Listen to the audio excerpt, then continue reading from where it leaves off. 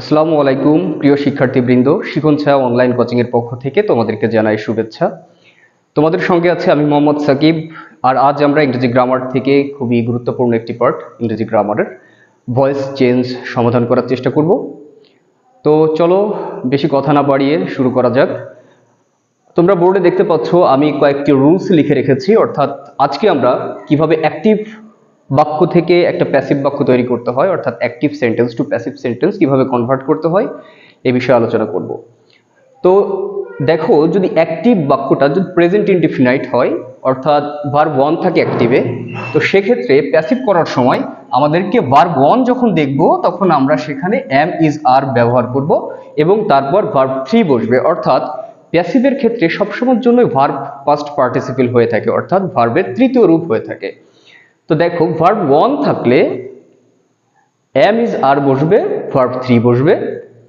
যদি M is আর, দেখো বাক্যে এম ইজ আর আছে, সেক্ষেত্রে আমরা এম বিং অর্থাৎ এম ইজ আর এর সঙ্গে একটা বিং যুক্ত করব, am being is being are being হবে। আর যদি দেখি হ্যাভ হ্যাজ আছে, তখন আমরা তার সঙ্গে একটা বিন যুক্ত করব, অর্থাৎ হ্যাভ বিন হ্যাজ বিন হবে। আর প্রতি ক্ষেত্রে ভার্ব হবে তৃতীয় রূপ, অর্থাৎ পাস্ট পার্টিসিপল। এখানে যে রুলস বলেছি এটা আমরা ব্যবহার করব প্রেজেন্ট ইনডিফিনাইট বাক্যে। যখন কোনো প্রেজেন্ট ইনডিফিনাইট অর্থাৎ present tense, present indefinite, continuous অথবা পারফেক্ট টেন্সকে আমরা অ্যাক্টিভ থেকে প্যাসিভে করব, তখন এই রুলসটা প্রয়োগ করব। তো আমি একটি এক্সাম্পল দেখাই। আমি এখানে লিখছি যে she gives me a book. She gives me a book, সে আমাকে একটি বই দিয়েছিল। এটা একটি অ্যাক্টিভ বাক্য, আমরা এটাকে প্যাসিভে রূপান্তরিত করব। প্যাসিভে রূপান্তরিত করতে হলে আমাকে সবার আগে বুঝতে হবে আমরা কাকে অবজেক্ট কোনটা, অর্থাৎ ভার্ব। এখানে আমরা দেখতে পাচ্ছি ভার্বের পরেই সাধারণত অবজেক্ট থাকে। তো এখানে আমি দেখতে পাচ্ছি যে দুইটা অবজেক্ট আছে, একটা হচ্ছে মি, একটা হচ্ছে বুকস। তো আমরা এখান থেকে যে কোনো একটিকে অবজেক্ট হিসেবে ধরে নিতে পারি। আর প্যাসিভ করতে গেলে আমাকে অবজেক্টকে সাবজেক্টে রূপান্তরিত করতে হবে, অর্থাৎ অবজেক্ট চলে আসবে সাবজেক্টের স্থানে। আমি যদি ধরি যে এখানটাতে অবজেক্ট হিসাবে মি আছে, তো মিকে আমরা সাবজেক্ট হিসাবে লিখে নিলাম। মি হলো আই, আয়ের মি এর সাবজেক্ট রূপ হচ্ছে আই। এখন আমরা দেখব যে কোনো অক্সিলারি ভার্ব আছে কিনা। আমরা দেখছি যে এই বাক্যে কোনো অক্সিলারি নাই, তাহলে এখানে একটা ভার্ব আছে, সেই ভার্বটা হচ্ছে ভার্ব গিভ। গিভ হচ্ছে verb number one, verb number one. আমি রুলসে বলেছি যে ভার্ব যদি অন থাকে সেক্ষেত্রে আমরা এম ইজ আর লিখব। তো যেহেতু ওয়ান আছে, এখন আমরা এখানে এম ইজ আর লিখব। যেহেতু আই সাবজেক্ট হিসেবে আছে, আমরা জানি আই এর পর এম বসে, তার জন্য আমরা এম লিখছি। ওকে, সাবজেক্ট অবজেক্ট ছিল মি, মিকে আমরা সাবজেক্টে লিখেছি। তারপর রুলস অনুযায়ী ভার্ব ওয়ান আছে, ভার্ব ওয়ান থাকলে আমরা এম ইজ আর নিব। আমরা জানি যে আই এর পর এম বসে, তো আই এম। এরপর ছিল ভার্ব থ্রি, অর্থাৎ যে ভার্বটা আছে এখানে গিভস, গিভ এর তৃতীয় রূপ অর্থাৎ পাস্ট পার্টিসিপল হচ্ছে given. Given, I am given okay a book. I am given a book, মানে আমাকে একটি বই দেওয়া হয়েছিল। এর কে দিয়েছিল, বইটা কে দিয়েছে, কর্তাকে শি, লিখব বাই হার, অর্থাৎ অবজেক্ট রূপটা বসাবো বাই হার। তো আমরা কি করেছি, আমরা অবজেক্ট নিয়েছি, অবজেক্ট নিয়েছিল, অবজেক্টকে সাবজেক্টে রূপান্তরিত করেছি। এরপর আমরা দেখলাম যে আমাদের এই বাক্যে কোথাও কোনো অক্সিলারি ভার্ব আছে কিনা, কোনো বি ভার্ব। আমরা দেখলাম যে কোনো অক্সিলারি নাই, কিন্তু এখানে ভার্ব ওয়ান ছিল গিভ।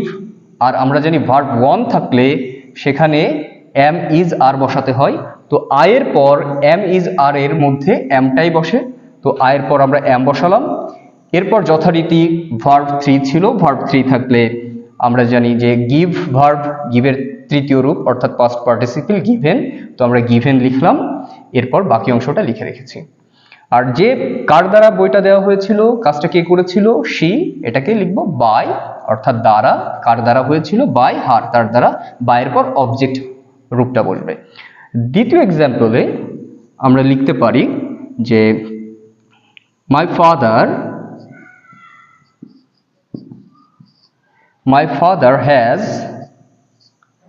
told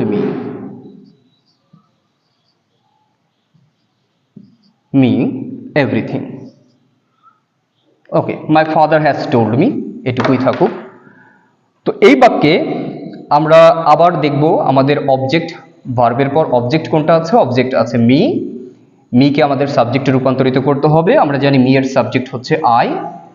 ওকে, এরপর আমরা দেখব পুরো বাক্যে কোথাও অক্সিলারি ভার্ব আছে কিনা। আমরা দেখতে পাচ্ছি একটা ভার্ব অক্সিলারি আছে। ওকে, তো হ্যাজ যদি থাকে, আমরা পড়েছি যদি হ্যাজ থাকে সেক্ষেত্রে আমরা হ্যাভ বিন অথবা হ্যাজ বিন লিখব। এখন আয়ের পরে আমরা জানি হ্যাভ বসে, তার জন্য have been. Okay, I have been, এরপর ভার্ব 3 লিখতে হবে। আমরা জানি পাস্ট পার্টিসিপল, এখানে ভার্ব হচ্ছে টোল্ড। টোল্ড অলরেডি পাস্ট পার্টিসিপলে আছে, তো আমরা টোল্ডে লিখে দিচ্ছি told. I have been told. এখন মাই ফাদার, আমার পিতা বলেছিল, তো কার দ্বারা বলা হলো, মাই ফাদার।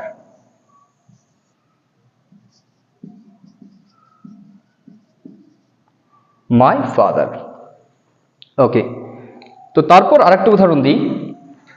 আশা করি উদাহরণগুলো মনোযোগ সহকারে দেখলে তোমরা শিখতে পারবে। এরপর হচ্ছে I am reading, I am enjoying,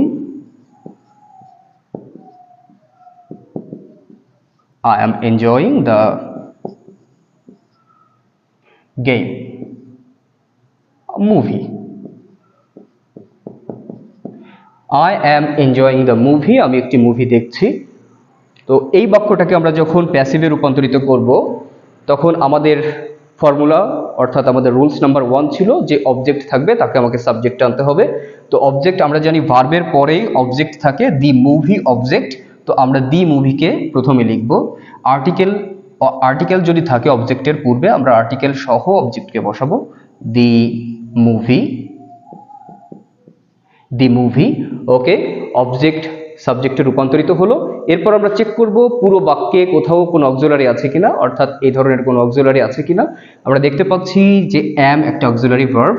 তো অ্যাম থাকলে আমরা বলেছি অ্যাম ইজ আর থাকলে অ্যাম being, is being, are being বসাবো।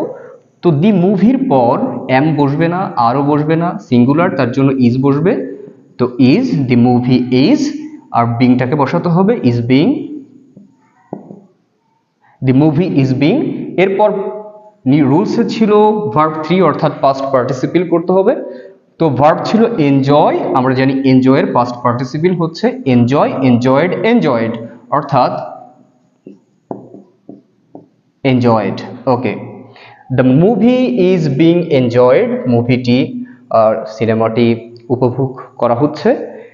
কে করছে, সাবজেক্টে ছিলাম আমি, তাহলে লিখব বাই মি। ওকে, সো আমরা কি করেছি, আমাদের প্রথম শর্ত হচ্ছে যখন আমরা কোনো প্যাসিভ অ্যাক্টিভ থেকে প্যাসিভে রূপান্তরিত করব কোনো বাক্য, তখন আমাদেরকে খেয়াল করতে হবে প্রথম কাজ হচ্ছে যে অবজেক্ট আছে তাকে সাবজেক্টে রূপান্তরিত করতে হবে, সাবজেক্টে। এরপর চেক করতে হবে কোনো ধরনের কোনো অক্সিলারি ভার্ব আছে কিনা। যদি কোনো অক্সিলারি না থাকে তাহলে নিশ্চয়ই কোনো ভার্ব আছে, দেখব সেই ভার্ব সেখানে ভার্ব নাম্বার 1 অর্থাৎ ভার্ব প্রেজেন্ট রূপে আছে নাকি পাস্ট রূপে আছে, এটা খেয়াল করতে হবে। যদি প্রেজেন্টে থাকে তাহলে আমরা ভার্ব 1 থাকলে am is are plus verb 3 বসাবো। যদি দেখতে পাই যে সেখানে কোনো অক্সিলারি আছে অর্থাৎ অ্যাম ইজ আর আছে অথবা হ্যাজ আছে, তো তখন এই রুলসটা ফলো করতে হবে। আর সর্বশেষ আর একটা এক্সাম্পল আমি দিচ্ছি।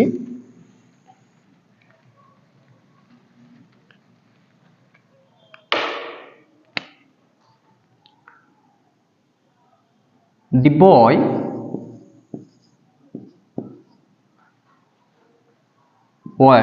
was writing a letter. The boy was writing a letter, অর্থাৎ বালকটি একটি চিঠি লিখছিল। এই বাক্যটাকে যখন আমরা প্যাসিভে রূপান্তরিত করব তখন আমাদের খেয়াল করতে হবে যে রাইটিং তো এখানে ভার্ব আছে, আমরা জানি ভার্বের পরে সবসময়ের জন্য অবজেক্ট থাকে, তো অবজেক্টকে সাবজেক্টে রূপান্তরিত করতে হবে। তো আমাদের কাজ হচ্ছে এ লেটার, আর্টিকেল সহ আমাদেরকে অবজেক্টকে আনতে হয় যদি আর্টিকেল থাকে। তো এ লেটার আছে, আমরা এ লেটার শুরুতে বসাচ্ছি অর্থাৎ সাবজেক্ট ফর্মে বসাচ্ছি এ লেটার। ওকে, এরপর আমাদের খেয়াল করতে হবে পুরো বাক্যে কোথাও কোনো অক্সিলারি ভার্ব আছে কিনা। ও সরি, আমরা এখানে আসলে এম ইজ আর দিলেই বেশি ভালো হতো, আমরা এখানে এম বসাই, তাহলে আমাদের শেখার সুবিধার্থে এটা আমাদের বুঝতেও সুবিধা হবে। তো দি বয়, আমরা দেখবো যে কোনো অক্সিলারি আছে কিনা। ওকে, একটা অক্সিলারি পাচ্ছি এম। আমরা জানি যে এম ইজ আর থাকলে am being, is being, are being বসাবো। তো সেক্ষেত্রে এ লেটার যেহেতু সিঙ্গুলার, তো সিঙ্গুলার হওয়ার কারণে লেটারের পর ইজ বসবে, তো আমি ইজ বসাচ্ছি। The letter is being. Okay, the letter is being. এরপর আমাদের বসাতে হবে ভার্ব 3 অর্থাৎ পাস্ট পার্টিসিপেল। তো রাইটিং লেখা আছে, আমরা জানি রাইট, রোট, রিটেন, অর্থাৎ রাইটের তৃতীয় রূপ হচ্ছে রিটেন। তো আমরা রিটেন লিখি। A letter is being written. আমাদের রুলস পর্যন্ত শেষ হলো, এখন চেক করতে হবে কাজটা কে করেছে। দ্য বয়, চিঠিটি লিখছে বয়, তো আমরা লিখবো by the boy. by the boy, a letter is being written by the boy. So এই ছিল হচ্ছে আমাদের প্রেজেন্ট ইনডিফিনিট টেন্স থেকে অ্যাক্টিভকে কিভাবে প্যাসিভ ভয়েসে রূপান্তরিত করতে হয়। আশা করি বন্ধুরা বুঝতে পেরেছো। আমরা নেক্সট ক্লাসে আলোচনা করব পাস্ট ইনডিফিনিট টেন্স গুলো থেকে আমরা কিভাবে অ্যাক্টিভ থেকে প্যাসিভে রূপান্তরিত করতে পারি। তো আজ এই পর্যন্তই, দেখা হচ্ছে পরবর্তী ভিডিওতে। সেই পর্যন্ত সবাই সুস্থ থাকো, সবার জন্য দোয়া করি। আল্লাহ হাফেজ।